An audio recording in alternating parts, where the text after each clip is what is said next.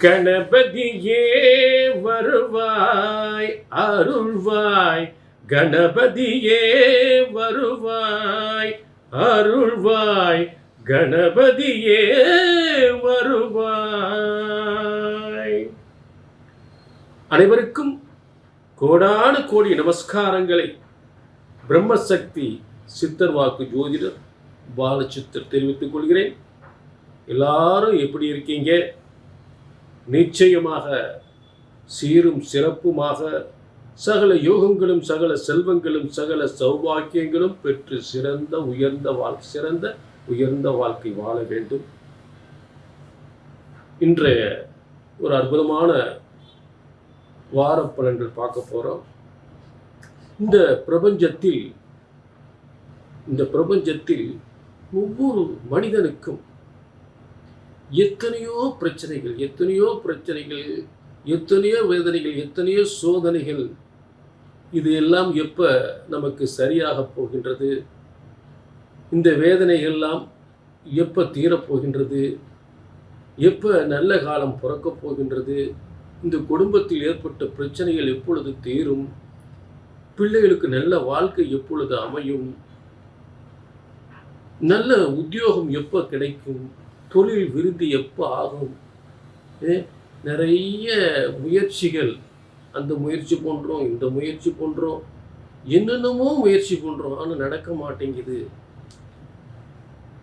அப்படின்னு ஒவ்வொருத்தரும் ஒவ்வொரு விதமான காரியங்களுக்காக முயற்சிகள் செய்து அது சரியாக நடக்கலை அப்படின்ற ஒரு வேதனைகள்.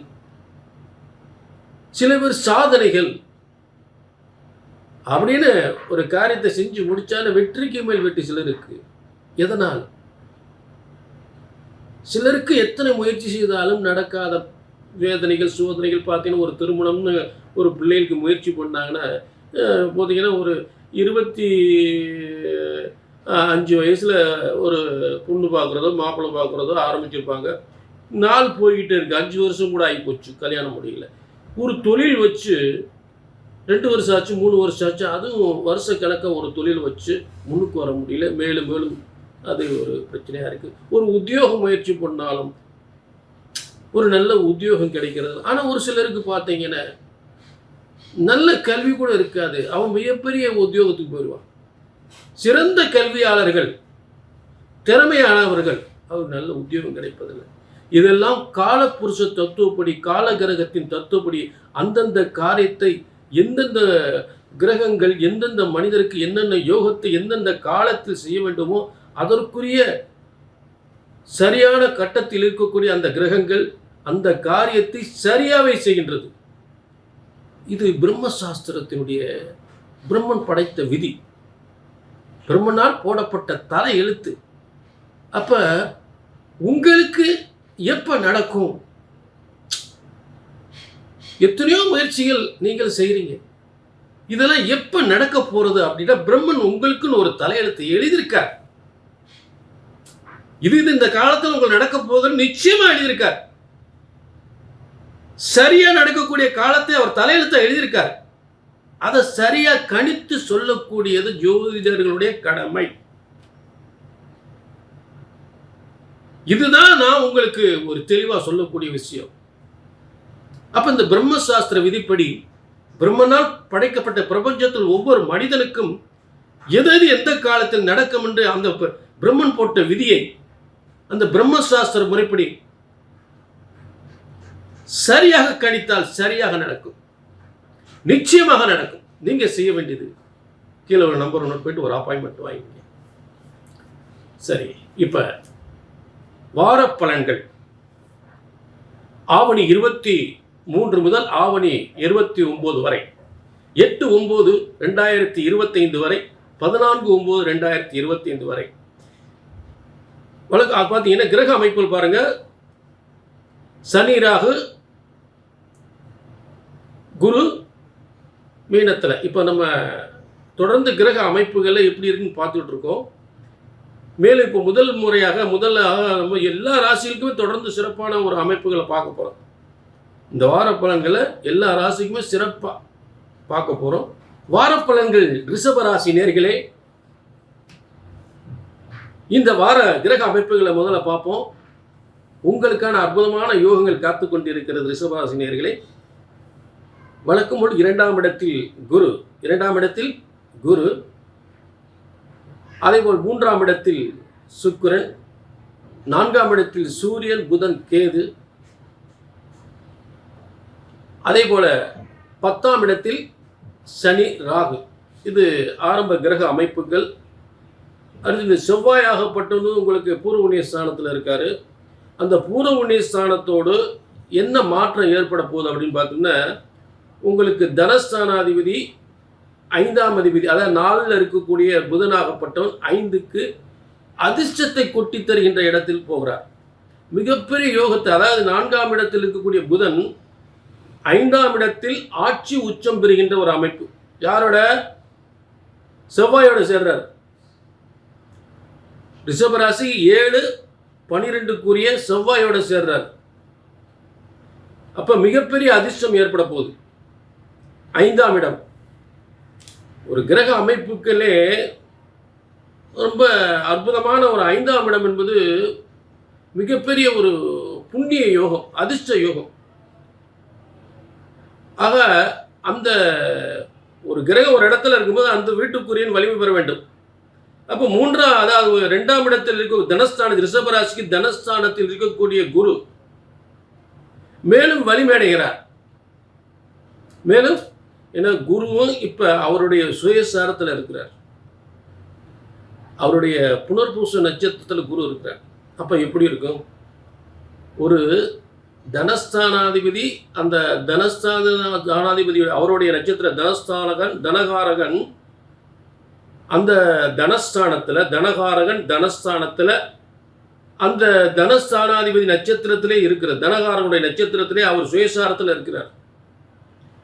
அப்ப ரிஷபராசிக்கு மிகப்பெரிய யோகம், செல்வ யோகம், மிகப்பெரிய பதவி யோகம், மிகப்பெரிய வியாபாரம், பதவி வியாபாரங்கள், முன்னேற்றங்கள், ஆச்சரியப்படக்கூடிய முன்னேற்றத்தை இந்த வார பலன்களாக சிறப்பாக அனுபவிக்க போகிறார்கள்.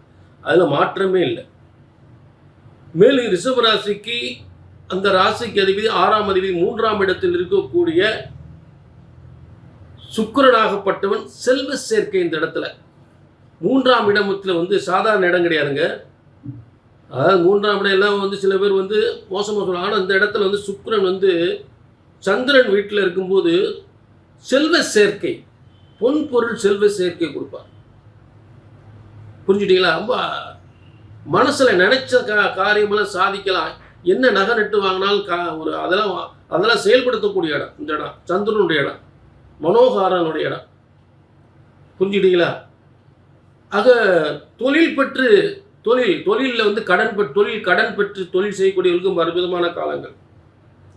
மேலும் ரிஷபராசிக்கு 4ஆம் இடத்தில் கல்வி யோகம், பதவி யோகம், சொத்து சுக யோகம் என்று சொல்லக்கூடிய இடத்தில் தனஸ்தானாதிபதியும் 4ஆம் அதிபதியும் சேர்ந்து சூரியனும் புதனும் சேர்ந்து ஆட்சி பெற்று இருக்கக்கூடிய, மேலும் ஞானகாரகன் கேதுவோடு சேர்ந்து இருக்கக்கூடிய 4ஆம் இடம் என்பது 2ஆம் அதிபதி 4ஆம் இடத்தில் இருந்தால் அந்த பூமிகளாலும் கல்வியாலும் உயர் பதவி பெற்று வருமானம் பெறுவது, பூமிகளாலும் வாகனத்தாலும் யோகத்தை ஏற்படுவது, பூமி இடம் வாசல் சொத்துக்களால் வருமானம் பெறுவது, நல்ல கல்வியால் உத்தியோகம் பெறுவது, புதிய பதவிகள் பெறுவது, தொழில் முன்னேற்றம் பெறுவது, புதிய தொழில் உருவாகுவது என்று சொல்லக்கூடிய பொதுமக்கள் மத்தியில் ஒரு நல்ல தொழிலை உருவாக்கி நல்ல வருமானத்தை ஏற்படுத்துவது, சொத்து சுகங்கள் அனுபவிக்கக்கூடிய யோகம்தான் இந்த 4ஆம் வீடு வாசல் சொத்து சுகம் வாகன யோகம், கல்வி யோகம், கல்வியால் உத்தியோக யோகம் அது சிறப்பாக இருக்கின்றது. ஏன்னா இப்ப சூரியனுடைய நட்சத்திரம் இப்ப மாறுது, நட்சத்திர சாரம் மாறுது, நட்சத்திர சாரம் மாறிக்கிட்டு இருக்கு. இப்ப மகம் நட்சத்திரத்துக்கு பூர நட்சத்திரத்துக்கு வந்துட்டார். நட்சத்திர சாரம் மாறும்போது பூர நட்சத்திரம் இருக்கார். இப்ப சூரியன் பூர சுக்கிரனுடைய நட்சத்திரம் இருக்கார்.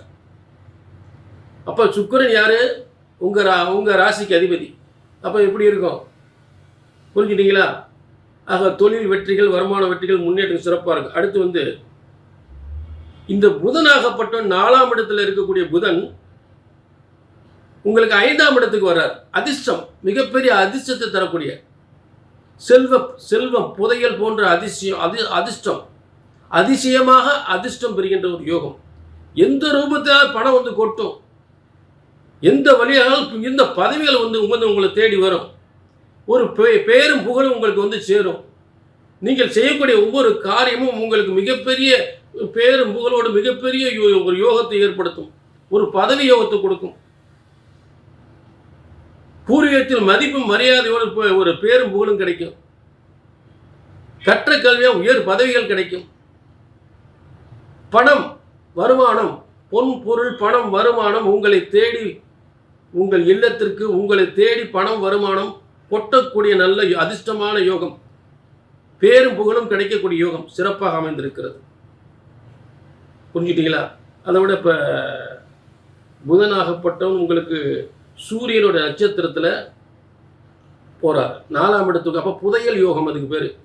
4ஆம் இடத்து அதிபதி சூரியனோட நட்சத்திரத்தில் 5ஆம் இடத்துக்கு போகும்போது புதையல் யோகம் நிச்சயமாக. சரி, அடுத்ததா இந்த 10ஆம் இடத்தில் சனி ராகு தொழில் ஸ்தானத்தில் வந்து குருவோட நட்சத்திரத்தில் 2 பேரும் இருக்காங்க. சனி ராகு குருவோட நட்சத்திரத்தில் இருக்காங்க. அப்போ இருக்கும்போது தொழில் வியாபாரம், பதவி, முன்னேற்றம் அனைத்திலும் எந்த விதம் ஒரு தடையும் இல்லாமல் சிறப்பாக போய்கிட்டு இருக்கும். சரிங்களா? இதுதான் இந்த வாரத்தினுடைய ஒரு சிறப்பான யோகத்தை அனுபவிக்கக்கூடியவர்கள். அதில் எந்த வித மாற்றம் இல்லை, ரிஷபராசிக்காரவங்க தான். சரிங்களா? இது வந்து பொது பலன். உங்களுடைய தனிப்பட்ட ஜாதகத்தை பார்க்குறோம்னு கீழே நம்பருக்கு நோட் பண்ணிக்கங்க, ஒரு அப்பாயின்மெண்ட் வாங்கிக்கங்க. சரிங்களா?